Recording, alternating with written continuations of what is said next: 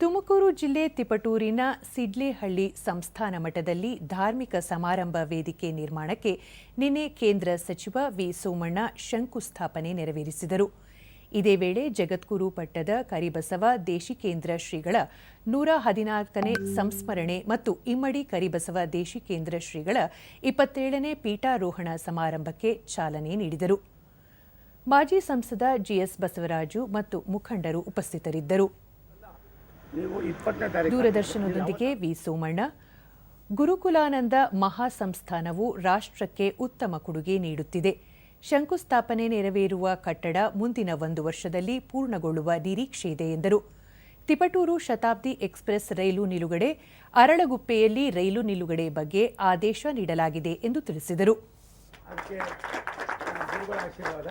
ಪುಣ್ಯ ತಪಸ್ವಿಗಳ ಆಶೀರ್ವಾದ ಸಾಮಾನ್ಯ ಜನರಿಗೆ ಇದು ತಲುಪಬೇಕಾಗಿದೆ.